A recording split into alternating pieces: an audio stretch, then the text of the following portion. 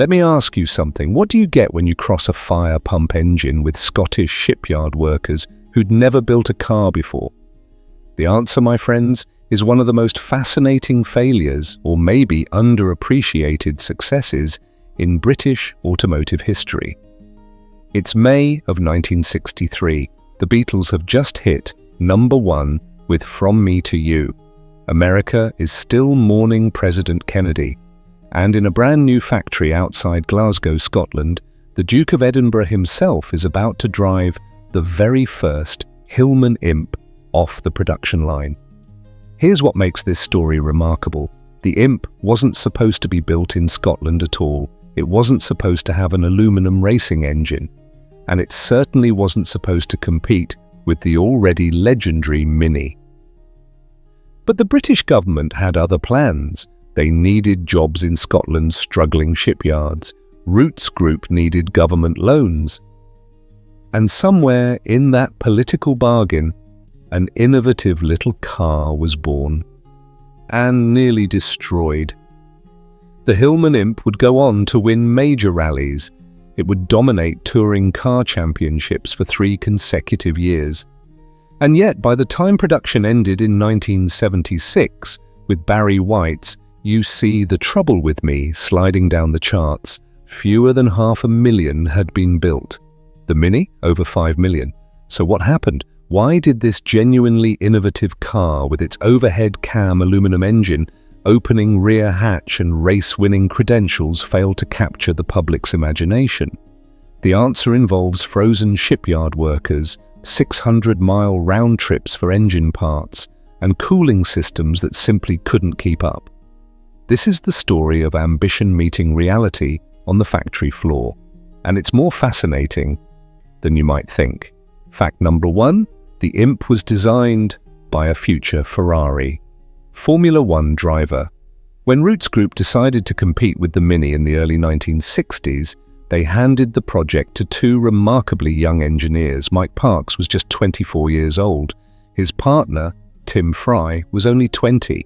These weren't seasoned veterans. They were hungry young designers given almost free rein to create something special. Parks wasn't just any engineer.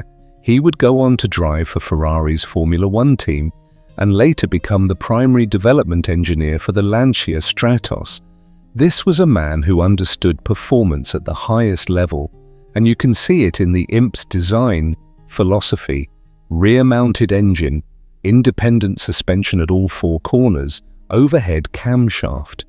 These weren't economy car compromises, these were racing principles applied to a family vehicle. The prototype they created was nicknamed Little Jim. Then there was an even earlier design called the Slug, which Lord Roots himself reportedly hated so much he refused to ride in it. Eventually, the project became known internally as Apex, and by the time it reached production, it had transformed into something genuinely innovative. The question was whether innovation alone would be enough. Fact number 2, the engine started life as a portable fire pump. Here's where things get fascinating. Roots Group didn't have a suitable small engine for their new economy car, so they turned to Coventry Climax, a company that had built its reputation on, of all things, fire pumps. In 1950, the British Ministry of Defence issued new specifications. They needed a portable fire pump that could deliver twice the water with half the weight. Coventry Climax engineers Walter Hassan and Harry Mundy created the FW for featherweight. It was a lightweight, all-aluminum engine with an overhead camshaft. At just 1,020 cubic centimeters, it produced 38 horsepower. But here's what's remarkable. When this fire pump was displayed at the Motor Show in London, racing enthusiasts immediately saw its potential.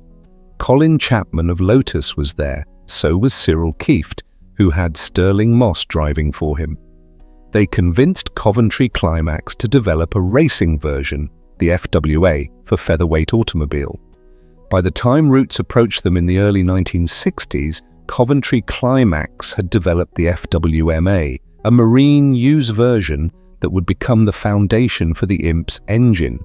They adapted it to 875 cubic centimeters, detuned it to 39 horsepower for road use and tilted it at a 45-degree angle to fit behind the rear wheels. The complete engine and transmission assembly weighed just 176 pounds. That's lighter than many modern motorcycle engines. Fact number 3, it was Britain's first mass-produced car with an all-aluminum engine. Think about what that meant in 1963. While American manufacturers were still casting massive iron V8s, and even the Mini used a conventional iron block, the Imp featured die-cast aluminum block, cylinder head, tappet block, and valve cover. This wasn't just innovative, it was revolutionary for a mass-market vehicle. The weight savings were substantial, but aluminum brought challenges that cast iron never had. The metal expanded differently with heat. Coolant chemistry became critical. Old antifreeze would literally eat into the aluminum, corroding the block from the inside. Torque specifications on head bolts became absolutely crucial, and when the cooling system couldn't keep up, those aluminum heads would warp, causing gasket failures that gave the Imp its unfortunate reputation for unreliability. Fact number 4, the factory was built 300 miles from Rootes' other facilities by political decree. This is where the Imp's troubles really began. Rootes Group wanted to expand their factory at Ryton, near Coventry. Planning permission was denied. The British government had introduced industrial development certificates, essentially forcing companies to build in economically depressed areas. The deal was this: Rootes could get government grants and a stake in the pressed steel company if they built their new factory at Linwood, near Glasgow in Scotland. It was a region devastated by shipyard closures, with unemployment approaching crisis levels. The government promised to create about 6,000 jobs. Rootes needed the money. The decision was made. Construction began in 1961. By January of 1963, the entire 1 million square foot facility was complete, built in less than 12 months on concrete rafts supported by 2,000 steel piles. It was a remarkable feat of construction, but the location would prove catastrophic for quality control. Fact number 5, engine blocks made a 600-mile round trip before installation. Here's the madness of the logistics. Aluminum engine blocks were die-cast at Linwood. They were then loaded onto trains and shipped 300 miles south to Ryton, near Coventry, for machining and assembly. Then they made the 300-mile journey back north to Linwood to be installed in the cars, a 600-mile round trip for every single engine. Why? Because Rootes' machining expertise was in Coventry. The skilled engineers were in Coventry. The parts suppliers were in the Midlands. Everything the Imp needed was 300 miles away from where it was being assembled. British Rail even introduced a special overnight train called the Imp Special, a quarter-mile long, capable of carrying 100 cars at a time from Linwood to the Midlands. The transportation costs were staggering. The inventory management was a nightmare.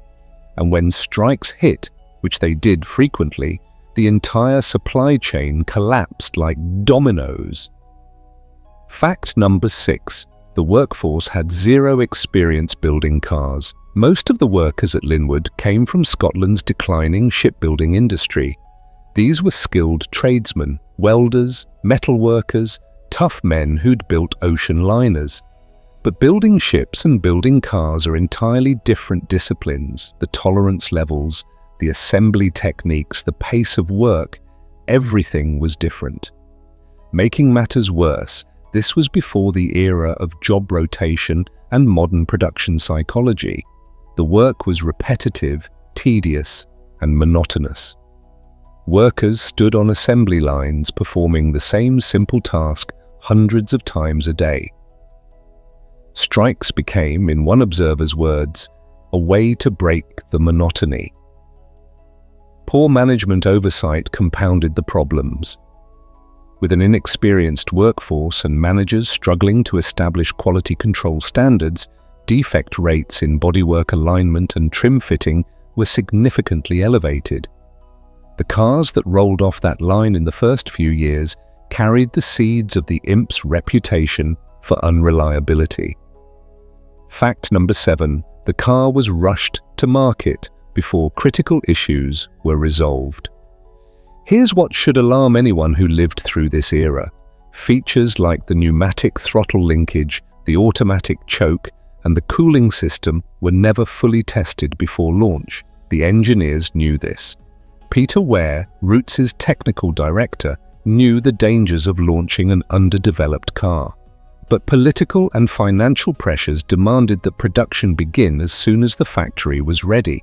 The results were predictable and painful. Early Imps suffered from defective water pumps. The automatic chokes malfunctioned.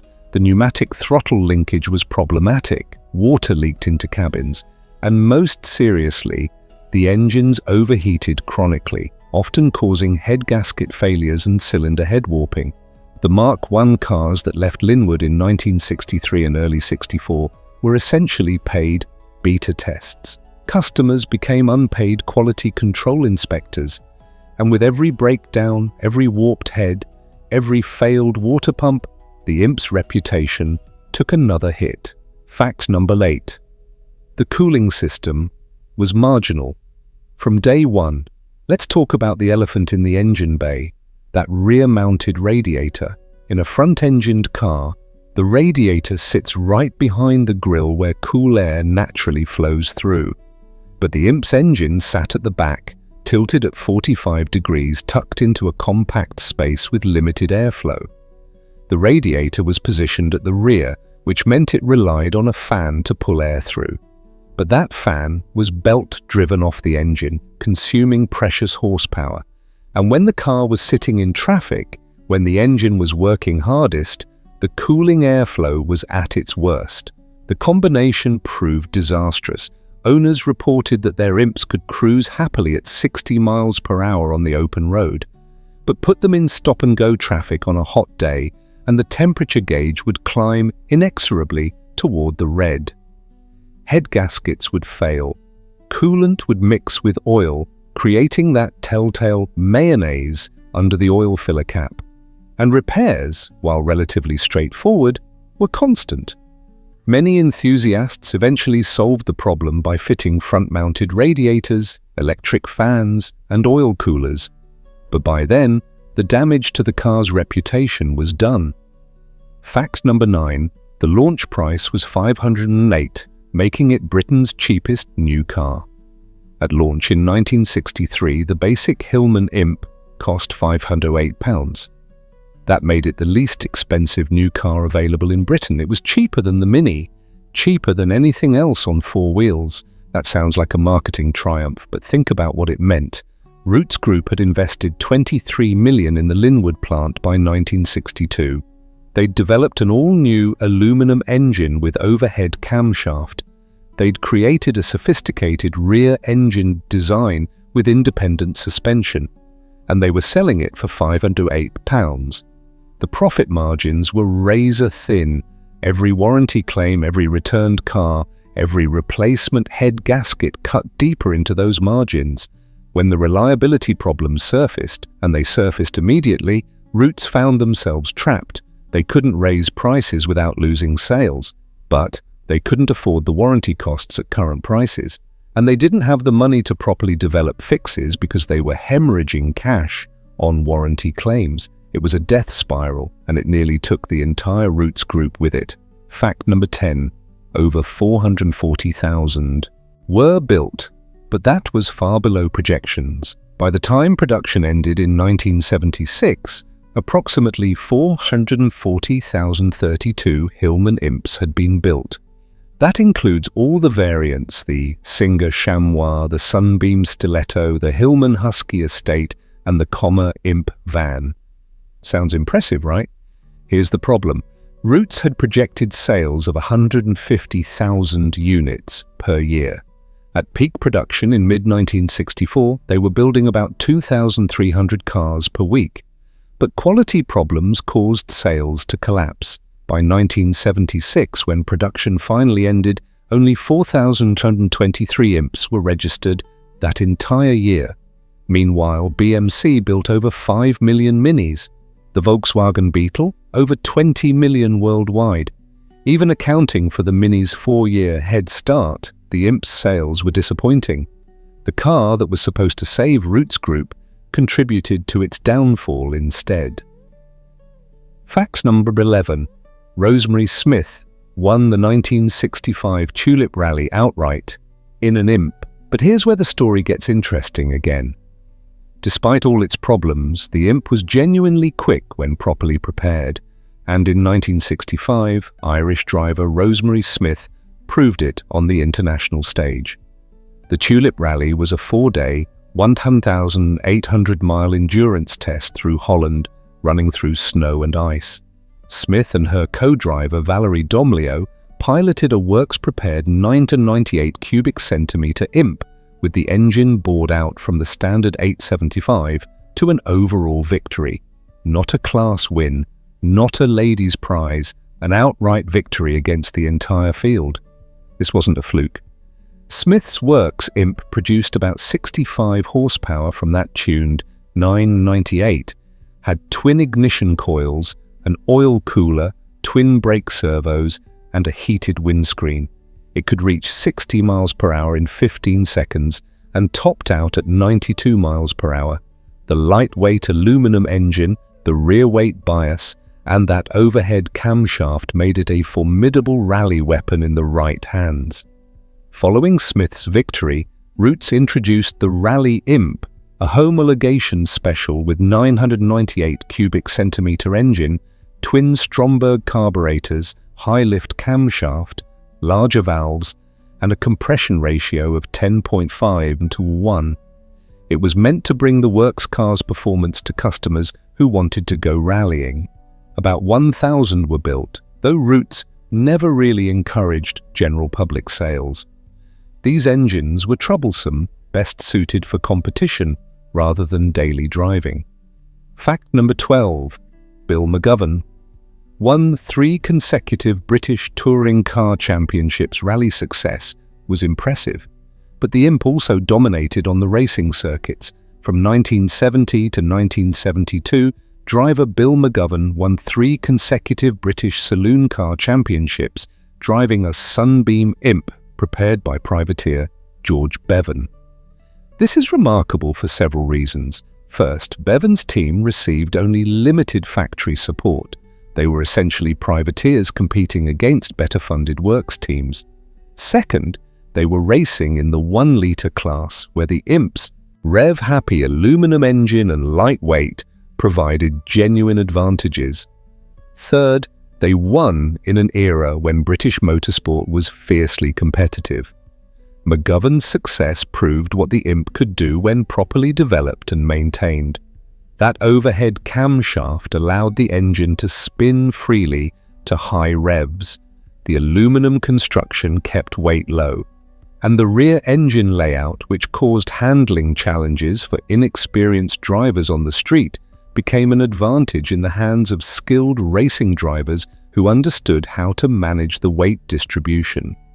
Fact number 13. Chrysler hated the damn poorly designed automobile. By 1967, Rootes Group was in serious financial trouble. Lost production from strikes at Linwood, combined with crippling warranty claims, had drained the company's resources. Chrysler stepped in, acquiring the company and inheriting the Imp. Lee Iacocca, who would later become Chrysler's chairman, was brutally honest in his autobiography. Chrysler should never have bought Rootes. The Imp was already being called a damn poorly designed automobile by Chrysler executives in America. They saw it as outdated. The rear engine layout was being abandoned worldwide in favor of front-wheel drive. The Mini had proven that front-wheel drive was the future. New competitors like the Fiat 127 and Renault 5 were showing how front-engine, front-wheel drive hatchbacks were becoming the industry standard. Chrysler largely ignored the Imp, focusing instead on their other models like the Hillman Avenger. By the time Peugeot bought the business from Chrysler in the late 1970s, the Imp's fate was sealed.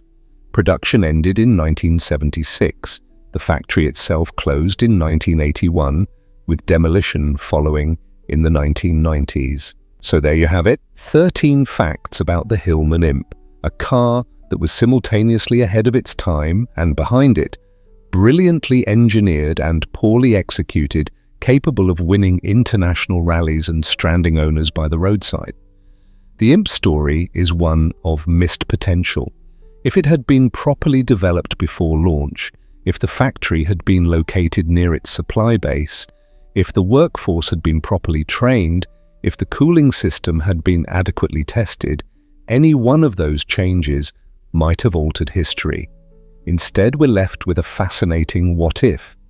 An aluminum overhead cam engine that inspired Lotus engines and later Peugeot designs, a rear hatch opening that predicted the modern hatchback, independent suspension and sporting handling that made it genuinely fun to drive, and a reputation for unreliability that the car never fully escaped, even after most of its problems were solved by the late 1960s.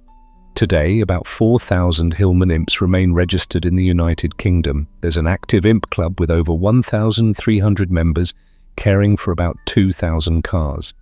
Enthusiasts still race and rally them, still tune those aluminum engines to produce well over 100 horsepower, still appreciate the quirky character that made the Imp special. If you lived through the Imp era, if you owned one, fixed one, or just remember seeing them on the roads, I want to hear your stories. Did you have one that overheated constantly, or were you lucky enough to get a good one? Drop your memories in the comments below. And if you're enjoying this deep dive into automotive history, please hit that subscribe button. There's a thumbs up button down there too. I'd appreciate a click. We're building a community of people who remember when cars had character, when engineering was visible, and when fixing your own vehicle was still possible on a Sunday afternoon in your driveway. Thanks for watching. Drive safe. And remember, not every failure is a waste. Sometimes the most interesting stories come from the cars that didn't quite make it.